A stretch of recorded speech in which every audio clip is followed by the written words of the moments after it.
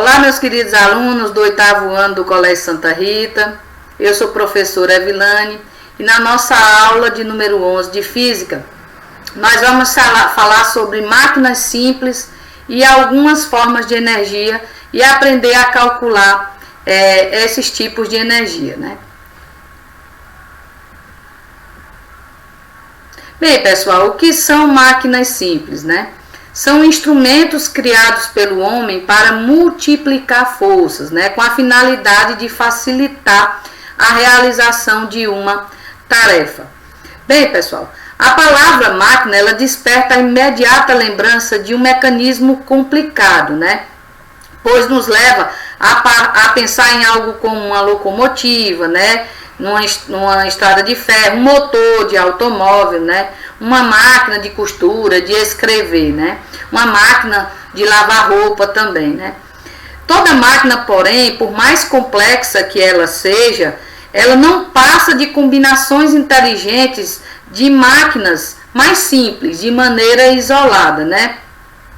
Então, essas máquinas simples, elas servem propriamente para levantar e locomover grandes pesos acima da capacidade muscular do homem, né? E o homem criou esses instrumentos que facilitam a sua ação e ampliação à força aplicada, né? Bem, pessoal, eu dei aqui alguns exemplos para vocês desses tipos de máquina, né? Nós temos o plano inclinado, né? Que é tipo uma rampa. Temos uma cunha, né? Que é um machado, é uma forma de cunha, né? Temos uma alavanca, né? Eu coloquei aqui como exemplo um martelo, uma roda e eixo, né? Nós temos as engrenagens, né? Também nesse setor, uma rosca, né? Que a gente tem o parafuso, né? Mais conhecido, ou materiais que consigam roscar, como tampas de alguns vidros, né? E temos as polias que a gente pode chamar de roldanas. Nós vamos entender como são os exemplos de cada uma. Bem, pessoal, vamos falar primeiro das alavancas. As alavancas são basicamente uma barra, né, uma haste de madeira ou outro material que seja resistente, né, que pode se mover sobre um ponto de apoio. Esse ponto de apoio a gente chama de fulcro. Bem, pessoal, as alavancas, elas surgiram com Arquimedes, né, esse grande filósofo grego. Ele tem uma frase muito célebre, né, que ele diz o seguinte: dai-me um ponto de apoio e levantarei o mundo, né? As principais funções da alavanca, pessoal, é alterar a direção de uma força, aplicar uma força à distância e aumentar a força aplicada ou deslocar objetos com mínimo de movimento, né? Quando usamos a palavra alavanca, né, ou quando usamos uma alavanca, aplicamos a força em um ponto, né? Então nós vamos ter de um lado dois tipos de braço, né? Um braço que vai ser da resistência e um braço que vai ser da potência. A potência será justamente a força que a gente vai ter que aplicar usando a alavanca para fazer esse objeto alterar de posição, né? E a resistência é justamente essa força que a gente vai ter que superar, né? Quais são os elementos que formam a alavanca? Então, se você observar aqui, nós temos na parte central, pessoal, ó, nós temos o ponto de apoio aqui, que eu estou representando pela letra O, né? Nós vamos ter o objeto, que nós vamos precisar modificar a direção dele, né? Ou erguer, ou movimentar, ou suspender, né? Que é a força resistente. E vamos ter que aplicar uma força para que isso aconteça, né? Que a gente chama de força potente, né? Então eu coloquei aqui o ponto fixo é o ponto de apoio, né? Que é o ponto de giro da alavanca. A força potente, que é onde a força vai ser aplicada. E a força resistente, que é a reação da força potente, né? Que vai ser um peso, uma força sobre um objeto manipulado, né? Qual é a conclusão que a gente pode tirar disso aqui? Força e distâncias ou braços são grandezas inversamente proporcionais, pessoal. Ok? O que é que eu quero dizer com isso? Na alavanca, para a força aplicada ser menor, a distância do ponto em que está a força resistente ao ponto de apoio deve ser menor que é a distância da força potente ao ponto de apoio. O que é que eu quero dizer com isso? Que a distância aqui do braço, essa distância que eu me refiro é o braço aqui, ó. O que é braço? É a distância de onde está a força até o ponto de apoio, ok? Então, essa distância aqui, ela precisa ser menor para a força resistente e precisa ser maior para a força potente. Aí nós vamos ter uma força potente menor para ser aplicada, ou seja, nós não vamos precisar gastar tanto esforço físico, né? Existe uma equação para calcular justamente para descobrirmos qual é a força resistente, qual é a força potente, algum braço ou o próprio tamanho da alavanca, né? Será a força potente vezes o braço da potência igual a força resistente vezes o braço da resistência. É uma fórmula bem simples. A ordem aí não vai afetar. Eu posso ter o que é resistente no primeiro membro e o que é potente no segundo membro. O que não pode acontecer é a força potente ser multiplicada pelo braço da resistência e vice-versa. Força potente deve ser multiplicada pelo seu próprio braço e a força resistente também. Bem, classificação das alavancas. Nós temos a alavanca de primeira classe, que é chamada de alavanca interfixa. Pessoal, as alavancas elas são classificadas de acordo com quem fica no centro, entre duas posições, né? Ou seja, quem fica no centro. Se é o apoio, a gente chama de alavanca interfixa. Se é a força potente, a gente chama de alavanca interpotente. E se é a força resistente, a gente chama de alavanca interresistente. Bem, na interfixa, o ponto fixo se encontra entre a força resistente e a força potente, né? Então tá aqui, pessoal, o ponto de apoio, esse triângulo aqui. Então ele fica entre as duas forças. Aí ele faz o balanceamento, né? Então nós vamos, quais são as características das alavancas interfixas? As alavancas interfixas podem ser utilizadas para ganhar força ou resistência.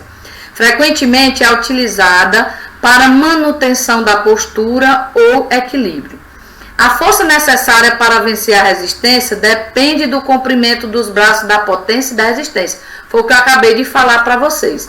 Quanto menor for o braço da resistência, mais facilidade você vai ter de realizar o trabalho, né? Então, alguns exemplos de alavancas interfixas. Nós temos a tesoura, nós temos a balança, né? Uma gangorra, temos um alicate, né? Temos muitos outros instrumentos que vamos classificar nos nossos exercícios. Alavancas de segunda classe são as alavancas interresistentes. A força resistente está entre a força potente e o ponto fixo. Apresenta maior vantagem mecânica, pois o braço da força é sempre maior que o braço da resistência, né? Pouco encontrada no corpo humano. Pessoal, o nosso corpo humano ele é um grande sistema de alavancas, né? Nós temos alavancas interfixas e alavancas interpotentes. Quais são as características desse tipo de alavanca? As alavancas interresistentes podem ser chamadas de alavancas de força, pois o braço de potência é maior que o braço da resistência. Fornecem vantagem de força, de modo que grandes pesos podem ser suportados ou movidos por uma pequena força. Alguns exemplos de alavancas interresistentes. Nós temos um quebra-nozes, um carrinho de mão e um abridor de garrafa. Se você observar aqui, ó, a noz, ela está centralizada, ou seja, a resistência está aqui. Nós vamos pegar nessa parte aqui, ó. Então a potência vai ser aplicada aqui. E o apoio está aqui, ó, na extremidade. Do mesmo jeito é o carrinho de mão. Aqui vai ser o apoio, a resistência vai estar colocada aqui dentro da estrutura do carrinho e nós vamos aplicar a força aqui, ó, nos braços do carrinho, ok? Terceira classificação, é uma alavanca de terceira classe, são chamadas de alavanca interpotentes, né? A força potente está entre a força resistente e o ponto fixo, mais comum no corpo humano, né? Não oferece vantagem mecânica, é boa para o movimento apenas, né?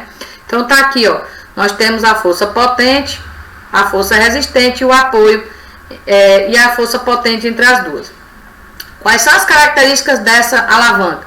As alavancas interpotentes são projetadas para proporcionar velocidade ao segmento distal e mover pequeno peso a longa distância. As inserções dos músculos próximos das articulações permitem a produção de maior velocidade, porém a força é diminuída. Aqui ele está falando mais propriamente com as partes do nosso corpo humano, né? Exemplos de alavancas interpotentes. Nós temos uma pinça, nós temos um pegador de pão, né? Pegador de salada, de macarrão, cortador de unha, né? Uma pá, né? Nós são exemplos de alavancas interpotentes. Qual é a vantagem mecânica de uma alavanca? Bem, pessoal, a eficiência de uma alavanca para mover uma resistência é dada pela vantagem mecânica, sendo o braço de força a distância do eixo até a resistência, né? Dá-se pela seguinte equação. Então, você tem a vantagem mecânica é igual o braço da força dividido pelo braço da resistência, ou seja, o braço da força potente dividido pelo braço da força resistente. Quando essa vantagem mecânica, o resultado é igual a 1, a força necessária para movimentar uma resistência é exatamente igual à resistência, ou seja, privilegia a velocidade e a força. Então, nós não vamos diminuir o nosso esforço. O mesmo valor da força de resistência vai ser a força potente também. Se a vantagem mecânica for maior do que 1, a força necessária para movimentar uma resistência é menor do que a resistência, né? Então, aí nós vamos diminuir mais o nosso esforço físico. Então, vai privilegiar a nossa força, né? E quando a vantagem mecânica é menor do que 1, a força necessária para movimentar a resistência é maior do que a resistência. Isso acontece, pessoal, quando o braço da resistência é bem maior do que o braço da potência. Então, aí vai privilegiar a velocidade. Vamos exercitar, colocar aqui um pouco de prática o que aprendemos sobre alavancas, né? Calcule o valor da potência, ou seja, da força potente, necessária para levantar o pedregulho de 120 kg. Pessoal, se você observar aí, ele está dando a massa. Ele não está dando a força do pedregulho, ou seja, o seu peso, né? Então, nós primeiro precisamos calcular. Peso é a massa vezes a gravidade. E a nossa gravidade, lembrando, é igual a 9,8, mas a gente arredonda para 10. Então, 120 vezes 10 é igual a 1.200 newtons. Então, agora nós temos a força de resistência aí. Então, nós vamos ter força potente vezes o braço da potência é igual a força resistente vezes o braço da resistência.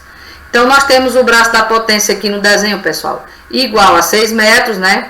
Já está aqui, ó. Aqui a pessoa está aplicando a força e aqui nós temos o apoio. Então, essa distância aqui, ó, de 6 metros é o braço da potência. Já aqui, pessoal, do ponto de apoio até a pedra, ó, nós vamos ter 1 metro de braço. Então, 1.200 vezes 1. Continuando aqui, vamos ter 1.200 dividido por 6, vai ser igual a 200 newtons. Bem, pessoal, vamos falar de outro tipo de máquina simples, que são as polias ou roldanas, né? Eu dei aqui uns exemplos de como elas são, né? Reduziu a força potente no levantamento de grandes cargas, ora mudando a direção e o sentido da força aplicada, ou até reduzir esforços desnecessários que possam causar danos à saúde, né, pessoal? Bom, é composta por uma ou mais rodas de metal ou madeira, como você pode observar, eu coloquei os dois tipos de exemplo, ou qualquer outro material rígido que tenha um sulco na borda. Sulco, pessoal, é essa fenda aqui, ó, essa parte mais funda, para que possa passar uma corda, né? Então, pelo qual possa passar uma corda que puxa a carga, né? Quais são os tipos de polias ou roldanas? Nós temos a polia fixa, né, que é aquela que é grudada diretamente no teto ou em algum material para que ela possa ficar segura, né? E temos as polias móveis, elas conseguem se movimentar no sistema, para cima ou para baixo, né? A polia fixa, esse tipo de roldana, altera apenas a direção e o sentido da força potente. Ou seja, pessoal, quando a gente usa uma polia fixa, a força que nós vamos aplicar vai ser igual à força que nós vamos ter que superar, que é a força resistente. Já as polias móveis, não. elas diminuem pela metade a força que vai ser aplicada, né? Então, quanto maior a quantidade de polias móveis, menor é a força aplicada para fazer o objeto ser erguido. Então, se combinada com uma roda fixa, mudamos a direção, o sentido e também reduzimos a força necessária para deslocar um corpo. Bem, quais são as fórmulas que nós vamos trabalhar? Quando a gente só tem uma rodana fixa, né? Nós vamos ter apenas a força potente igual à força resistente. Então, é só saber o peso do material que vai ser erguido, que você sabe qual vai ser o valor da força aplicada. Quando nós temos uma polia móvel, né? É claro que a fixa está aí e vamos ter uma polia móvel. Aí não, a força ela vai ser reduzida pela metade. Então, você vai ter a resistência dividido por 2. E quando essa quantidade de polias móveis ela aumenta, aí nós vamos ter que saber quantas polias móveis tem no sistema, pessoal. Que vamos ter que dividir por 2 elevado a N, ou seja, N é a quantidade de roldanas móveis ou polias móveis, né? Então, vai ser sempre reduzido. Cada polia móvel vai reduzir pela metade a força potente. Vamos exercitar aqui agora. Eu primeiro botei uma situação em que a polia é fixa, né? Não é móvel. Então, nós temos um peso de 400 N. Então, aqui não precisa de cálculo. A força potente é igual à força resistente. Então, será 400 N. É o mesmo valor da força resistente. Na segunda situação, eu tenho uma polia fixa e uma móvel. Apenas uma móvel. Então, o que é que vai acontecer? Nós vamos reduzir pela metade o esforço. Então, se a força a ser superada é de 400 N, né? Então, dividido por 2, nós vamos ter uma força de 200 N. Bem, pessoal, numa terceira situação eu coloquei uma rodana fixa e 2 móveis. Se você observar, nós vamos ter aqui, ó, uma móvel e outra rodana móvel, né? E o peso também de 400 N. Aí o que é que vai acontecer? Nós temos 2 rodanas móveis. Então vai ficar 400 dividido por 2 elevado ao quadrado. 400 dividido por 4, que vai ser igual a 100 N. Olha, pessoal, se você observar, você pode também fazer esse cálculo de cabeça. Ó, a força é de 400 N a ser superada. Nós temos 2 rodanas. A primeira rodana vai diminuir pela metade. Então, a metade de 400 é 200. A segunda rodana vai fazer esse valor diminuir pela metade. A metade de 200 é igual a 100. Então, não são contas muito complicadas, né? São fáceis de resolver. Os tipos de energia, pessoal. Bem, energia é tudo aquilo que é capaz de modificar a matéria e de realizar trabalho ou movimento. Então, nós temos a energia como a matéria. Ela não pode ser criada nem destruída. Ela apenas pode ser transformada. Ou seja, você transforma uma energia em outra forma de energia, né? Quando isso acontece, né, a quantidade total de energia ela é mantida. Não esqueçam disso. Vamos falar de energia cinética, pessoal, que é a energia associada ao movimento, né, o movimento dos corpos. Bem, a energia cinética depende da massa e da velocidade de um corpo. Quanto maiores a massa e a velocidade, maior vai ser a energia. Quando um corpo está em repouso, em relação a outro, é claro, ou seja, o módulo da velocidade vai ser nulo. Então, essa energia cinética será nula. Não tem como você fazer esse cálculo porque o valor da velocidade é igual a 0. Qual é a fórmula que nós vamos trabalhar? C é igual a m vezes v ao quadrado dividido por 2. Onde? C é energia cinética dada em joules, m é a massa do corpo dada em quilos e v é a velocidade do corpo em metros por segundo. Não esqueçam que a massa precisa ser em quilos. Vamos colocar em prática. Calcule a energia cinética de uma bola de massa de 0,6 kg ao ser arremessada e atingir uma velocidade de 5 metros por segundo. Bem, lembrando que a fórmula é m vezes v ao quadrado sobre 2. Então, a massa é 0,6, já está em quilo. A velocidade é 5, então 5 ao quadrado vai ser igual a 25. 0,6 vezes 25, né, pessoal? Nós vamos ter 15 como resposta. E 15 dividido por 2 é igual a 7,5 joules. Cuidado, a velocidade é ao quadrado. Energia potencial. Energia potencial, pessoal, é a energia que a gente armazena para a realização de algum trabalho, né? Ela pode ser de dois tipos. A potencial gravitacional, que é a primeira, né? O que é essa energia? É a energia que um corpo possui quando está a uma altura em relação a um referencial. Então, o objeto ele precisa estar acima do solo, né? Qual é a fórmula? Energia potencial gravitacional é a massa, ou seja, é o peso vezes a altura. E o que é o peso? É a massa vezes a gravidade vezes a altura. Essa massa é em quilo também. A gravidade em metros por segundo ao quadrado, que é uma forma de aceleração, né? A gente chama de aceleração gravitacional. E H é a altura, que tem que ser em metros. Como é que a gente vai usar essa fórmula? Calcula a energia potencial gravitacional de um objeto com 2 kg de massa e uma altura de 10 metros do solo. Eu dei a gravidade da Terra aí arredondada, 10 metros por segundo. Então, nós vamos substituir na fórmula, massa é 2, a gravidade é 10 e a altura também é 10. Multiplicando 2 vezes 10 vezes 10, nós vamos ter 200 joules. Energia potencial elástica. Isso acontece, pessoal, quando a gente trabalha com materiais que podem ser esticados ou comprimidos, né? A energia que se encontra armazenada em um corpo elástico deformado, ou seja, molas e outros materiais flexíveis, quando comprimidos ou distendidos, né? A gente chama essa compressão e essa distensão de deformação desses materiais, certo? A energia potencial elástica é igual ao trabalho da força elástica que a mola exerce sobre o corpo. Então, quando você calcula a energia elástica, você automaticamente já está sabendo o valor do trabalho dessa energia. Então, trabalho da força elástica é igual à energia potencial elástica.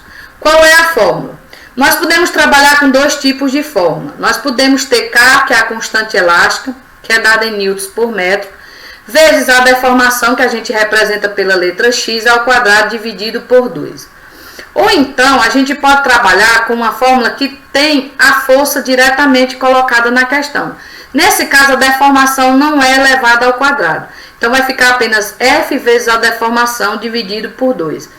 Tem uma fórmulazinha também que para associar a força, a constante e a deformação, que é F é igual a K vezes X. A gente usa geralmente essa fórmula quando na questão da força, da deformação, e ele pede a constante elástica. Lembrando que a deformação precisa ser em metros. Por quê? Porque a constante elástica é em newtons por metro. Vamos exercitar aqui. Calcule a energia potencial elástica de uma mola ao ser comprimida por 5 centímetros, né? Constante elástica da mola vale 20 newtons por metro. Então, vocês estão percebendo aí que a compressão, ou seja, a deformação é de 5 centímetros. E a gente não pode trabalhar em centímetros, a gente precisa trabalhar em metros, né? 5 dividido por 100 é 0,05 metros. E isso é elevado ao quadrado, né? Então, vai ficar 20 vezes 0,0025 dividido por 2.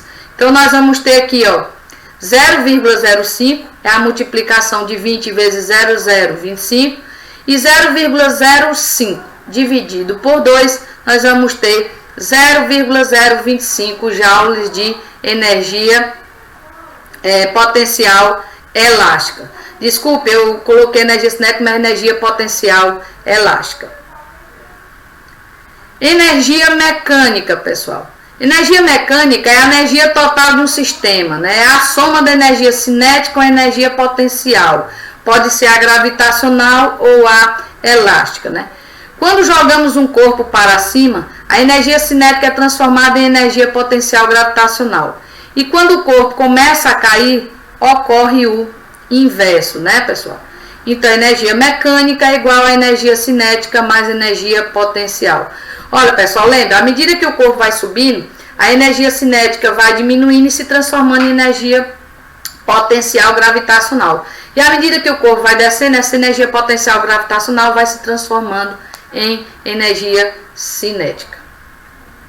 Bem, pessoal, eu espero que vocês tenham compreendido a nossa aula de hoje. Nas próximas aulas nós vamos exercitar muito mais questões referentes a esses tipos de energia e alavancas, né? Um grande abraço da tia Vi e até a próxima aula.